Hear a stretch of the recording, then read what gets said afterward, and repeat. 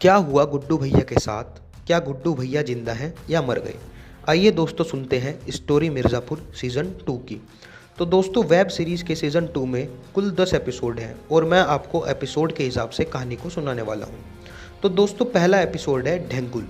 तो दोस्तों कि जैसा आपने देखा सीज़न 1 के लास्ट में डिम्पी, गुड्डू बबलू की बहन और गोलू स्वीटी की बहन गुड्डू भैया को शादी में से लेकर जाती हुई दिखती हैं। वो उसे एक जंगल में लेकर अंडरग्राउंड हो जाती हैं। उसके अगले सीन में दोस्तों मुन्ना भैया एक सपना देखते हैं जिसमें गुड्डू भैया उसको खाई में फेंकते हैं, पर मुन्ना भैया खाई में गिरने से बच जाते हैं। और इसी समय एक धांसू डायलॉग आता है कि मुन्ना भैया अमर है, पर यह एक सपना होता है और मुन्ना भैया हॉस्पिटल में होते हैं और उनकी पीठ पर 5 गोलियां लगी होती हैं। अगले सीन में चीफ मिनिस्टर अपने भाई जेपी यादव को बोलते हैं और लाला की बेटी शबनम की शादी में हुई इस घटना को सॉल्व करने के लिए बोलते हैं। डिम्पी और गोलू गुड्डू को लेकर एक जंगल में एक घर में रह रही होती हैं और उनको एक आदमी देख लेता है जो कि एक पुलिस वाले को लेकर उनके कमरे पर पहुंच जाता है और यह पुलिस वाला गुड्डू पर हमला करता है ताकि उसे उसको मारने का इनाम मिल सके। गोलू उस पुलिस वाले को मार देती है। अगले सीन में जेपी यादव कालीन भैया से मिलता है और उनको बोलता है कि वो मुन्ना भैया को 24 घंटों के अंदर उन्हें सौंप दे। और जेपी यादव यहाँ पर मुन्ना को जेल में डालने की साजिश करता नजर आता है। अगले सीन में स्वीटी की डेथ से दुखी उसके पिता परशुराम मौर्य से बात करते हैं और उनसे इस केस में हेल्प की गुजारिश करते हैं, पर इंस्पेक्टर मौर्य कहता है कि यहाँ पर केवल कालीन भैया का राज चलता है, मैं अब इस बारे में कुछ नहीं कर सकता। बाबूजी कालीन भैया के पिता बिना कालीन भैया की पत्नी से गलत बात करते हैं और अगले सीन में दिखाते हैं कि शरद रतिशंकर का लड़का जौनपुर का डॉन बन गया होता है। दोस्तों दूसरा एपिसोड है खरगोश। गुड्डू और गोलू को एक एम्बुलेंस वाले की हेल्प मिलती है जो कि गुड्डू भैया का इलाज भी कर रहा होता है। गुड्डू, गोलू और डिम्पी इसी के घर पर रुक जाते हैं। गुड्डू भैया बाबर से बात करते हैं अपनी हेल्प के लिए। बाबर जो कि कालीन भैया के नौकर मकबूल का भांजा होता है। कालीन भैया बीच में से जेपी यादव को हटाना चाहते हैं और डायरेक्टली सीएम से मिलते हैं और वहां पर मुन्ना भैया के दोस्त ललित को शादी में हुई घटना में मुजरिम बनाकर सीएम के सामने ही मकबूल उसका गला दबाकर उसको मार देता है, जिससे कि लगे कि शादी में हुई इस घटना का गुनहगार ललित था और मुन्ना के ऊपर कोई आंच न आए। कालीन भैया मुन्ना को जौनपुर भेजते हैं और मुन्ना जौनपुर जाता है जहां पर रतिशंकर के मरने का शोक मनाया जा रहा होता है। तभी शरद जो कि रतिशंकर का लड़का है वो आता है और मुन्ना से बात करता है। मुन्ना उसको कहता है कि जौनपुर उसे सौंप दे। शरद बोलता है कि हम लोग पुरानी दुश्मनी को ख़त्म करते हैं और नई जनरेशन के हिसाब से काम करते हैं। उसे बोलता है कि मैं तुम्हारे नीचे काम करूँगा, जौनपुर अब तुम्हारा। और मुन्ना को विश्वास दिलाने के लिए लाला की बेटी शबनम की शादी जिससे हो रही होती है उसके बाप को वहाँ बुलाकर मार देता है। गुड्डू, गोलू और डिम्पी अपनी फैमिली से जाकर मिलते हैं और कालीन भैया मौर्य को पैसे देकर अपने यहाँ रख लेते हैं। दोस्तों तीसरा एपिसोड है विकलांग कोटा। कालीन भैया और मकबूल जाकर डॉक्टर से मिलते हैं और कालीन उसे अपनी बेड पर होने वाली समस्या के बारे में बताते हैं। डिम्पी शबनम के पास जाती है और शबनम से बात करती है और शबनम लाला को गुड्डू से मिलने के लिए बोलती है और ये दोनों लाला और गुड्डू एक साथ मिल जाते हैं। गुड्डू भैया लाला से अफीम लेकर लोगों को बेचता है और कालीन भैया को बिना बताए ये लोग अफीम का धंधा करने लगते हैं। वहीं बिना कालीन भैया की पत्नी अनाउंस कर देती है कि वह माँ बनने वाली है, वह प्रेग्नेंट है और बोलती है बाबूजी यानी कालीन भैया के पिताजी कि यह आपका बच्चा है। गुड्डू और गोलू डिम्पी को लखनऊ छोड़ देते हैं पढ़ाई करने के लिए। वहीं गुड्डू रोबिन से मिलता है और उसे अपने पैसे इन्वेस्ट करने के लिए बोलता है। डिम्पी बबलू की डायरी गोलू को दे देती है। वहीं मुन्ना लाला की कोठी में रह रहे गुड्डू को मारने के लिए 2 गुंडे भेजता है, लेकिन गोलू की मदद से गुड्डू दोनों को मार देता है और उनके दांत और एक लेटर कालीन भैया को भेजता है जिसमें उसका रेजिग्नेशन लिखा होता है, इस्तीफा गुड्डू पंडित। डॉक्टर कालीन के घर आता है और कालीन भैया की रिपोर्ट बीना को देता है जिसमें लिखा होता है कि कालीन भैया की शुक्राणु की संख्या में कमी है। वहीं रमाकांत, गुड्डू और बबलू के पिताजी एक आई विटनेस ढूंढ रहे हैं जो कि उस रात की घटना के बारे में बता सके। दोस्तों चौथा एपिसोड है भयमुक्त। पहली बार गोलू और गुड्डू दोनों अपनी फैमिली को लेकर इमोशनल होते हैं और दोनों गले मिलकर खूब रोते हैं। वहीं बीना बाबूजी को राजा को वापस बुलाने के लिए बोलती है।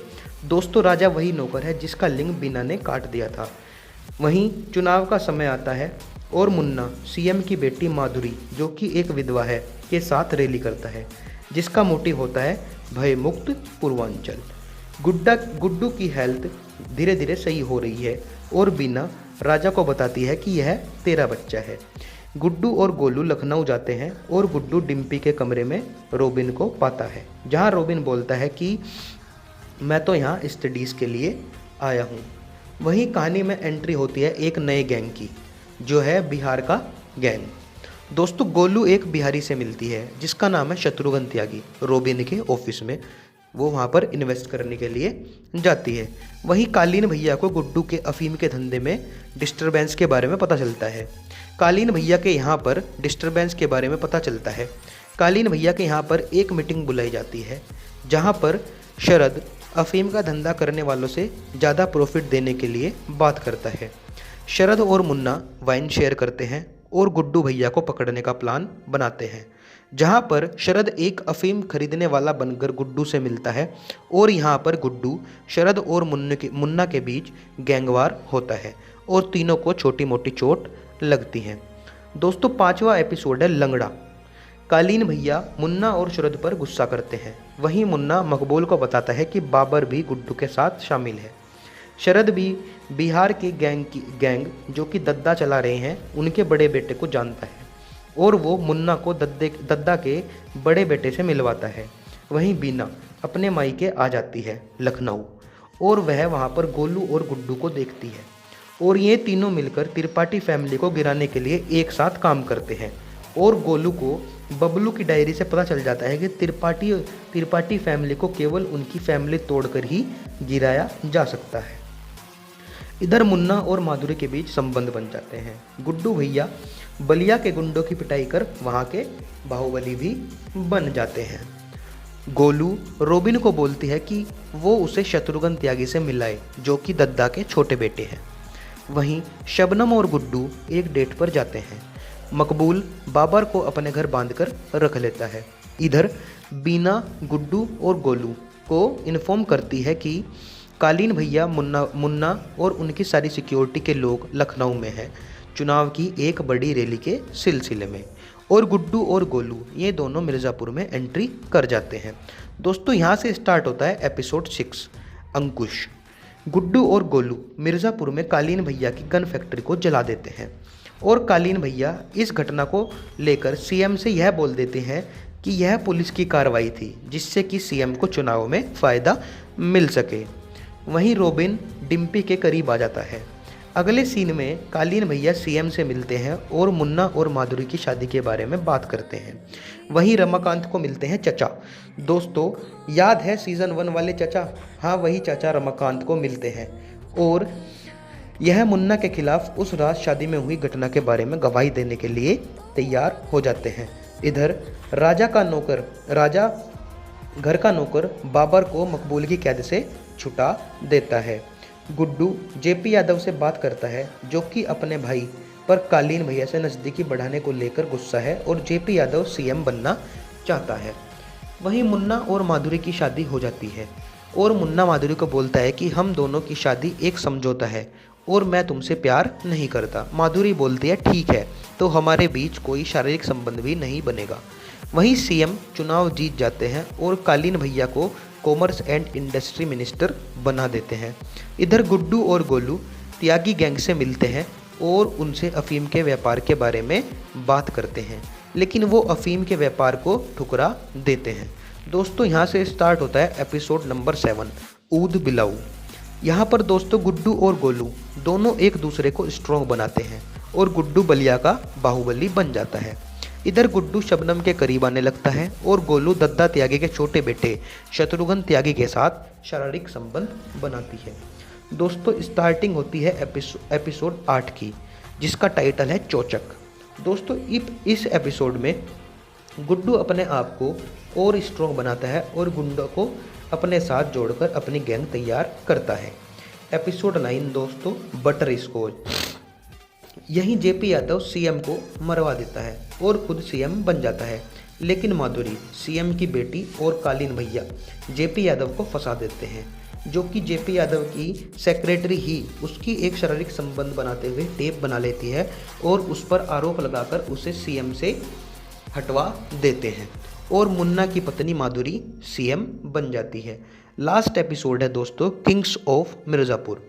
शरद राजा को मुन्ना को मारने के लिए भेजता है, पर वो मुन्ना को मार नहीं पाता। मुन्ना उससे पूछता है कि राजा तुझे किसने भेजा है, तो वो बोलता है कि मुझे कालीन भैया ने भेजा है। इसके बाद मुन्ना राजा को मार देता है। अगले दिन मुन्ना शरद को लेकर कालीन को मारने जाता है और मुन्ना शरद को कहता है कि तुम छुप जाओ और जब मैं कहूँ कालीन के ऊपर गोली चला देना। मुन्ना कालीन से बात करने लगते हैं और कालीन उसे बोलता है कि मुन्ना आज से मिर्ज़ापुर की गद्दी तुम्हारी। कालीन और मुन्ना इमोशनल हो जाते हैं और एक दूसरे से गले मिलते हैं, लेकिन अचानक गुड्डू और गोलू वहां आ जाते हैं और बाप बेटे पर फायरिंग करने लगते हैं। मुन्ना और कालीन दोनों घायल हो जाते हैं और शरद भी फायरिंग करनी स्टार्ट कर देता है। कालीन भैया गोली लगने के बाद बेहोश हो जाते हैं और गुड्डू मुन्ना को मार देता है। जैसे ही गुड्डू कालीन को मारने आता है, वह वहाँ नहीं होता। लास्ट सीन में दिखाया जाता है कि शरद कालीन भैया को लेकर अपने साथ ले जा रहा है। तो दोस्तों यहीं से ही सीज़न 3 के आने के संकेत भी मिलते हैं। दोस्तों स्टोरी कैसी लगी कमेंट में बताएं और यह मेरी पहली वीडियो है।